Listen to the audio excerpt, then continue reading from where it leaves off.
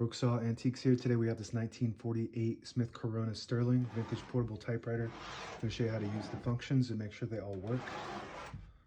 Up top is the adjustable paper guide. This helps you guide the page in straight. I'm going to line that up with the edge of the platen, which is the main roller that feeds the paper.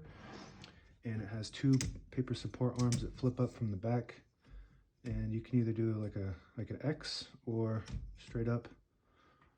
I guess it looks cooler when you do it as an X.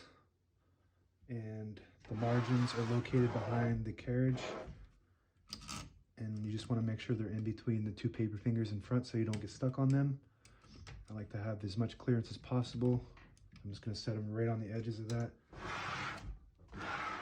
Test them out. These are the paper fingers in front. You can also adjust those. I just like to put those on the edge of the page as well. And they're lined up right there. Looks good.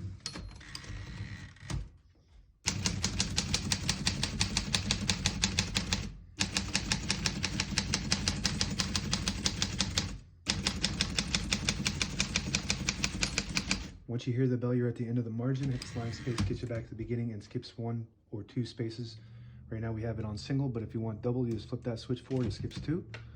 We're going to keep that on single for now and finish typing. As you can see, all the keys type nice and none of them skip or stick. I'll type a sentence in red on the next line. To switch from black to red, there's a switch on the right side here. You flip that all the way down, there's a red dot there. It prints the bottom portion of the ribbon. When you have it in the middle, it doesn't print any ink at all. It just leaves a stencil for copying purposes. When you have it up top, it prints the top portion, which is black. We're going to put that down for red.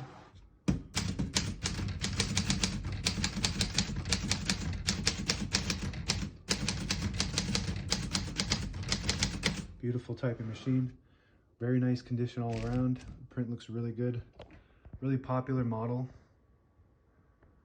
It has the yellow keys, and just the style of this is really cool. Really classic looking, and it's got the matte black finish. The earlier models were glossy black, but for whatever reason they went with matte black on a lot of different typewriters during this era. Just sometime after the Great Depression and different era, they had a lot of typewriters were this nice matte black classic looking.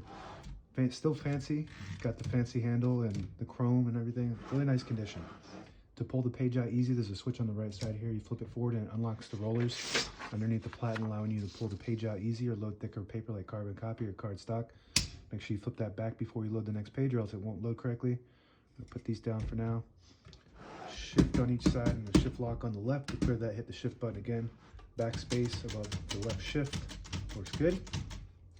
Tab on the right. To set the tabs, they're manual, these little inserts here.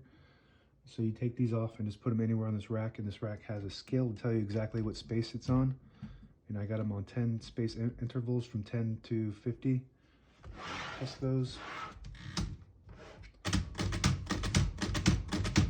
Works good. And below that is the margin release. When you get to the end of the margin, there's a mechanism that blocks you from printing, and if you hit that margin release, it'll allow you to go all the way to the end or until you get stuck on that paper finger. I'm going to move the color back up to print black. Open the hood, all the brand new ribbons loaded on the left, so it's pulling to the right clockwise. If you want to switch that direction, right here above the backspace, there's a lever. You just move it down and it prints the opposite direction. And just move it down to keep reversing it. And that's the direction we want it to go. Touch control on the inner left. The lower you go towards the front, the lower the tension there is when you hit the keys. So when it's low, you don't have to hit the keys as hard. When it's high, you do have to hit the keys a little harder for them to print, but they do respond faster. So I like it on low, so I'm going to move that back down to low. On the right side of the carriage is the carriage release behind the knob here.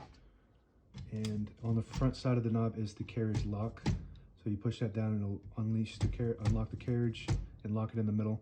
So when you have it in the case, it doesn't cause damage to your escapement, which is the mechanism that allows the carriage to advance when you type. And this protects the knobs too. This knob is a 3D printed knob that I actually just got done designing and printing.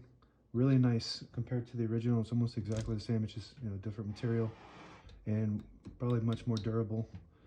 So I have those available in the shop if you need one of those knobs. And this left knob is the original, and it's got the little lever here on inside that if you pull it out, it'll disable the spacing. You push it in, you get those clicks. Each one of those clicks is one space.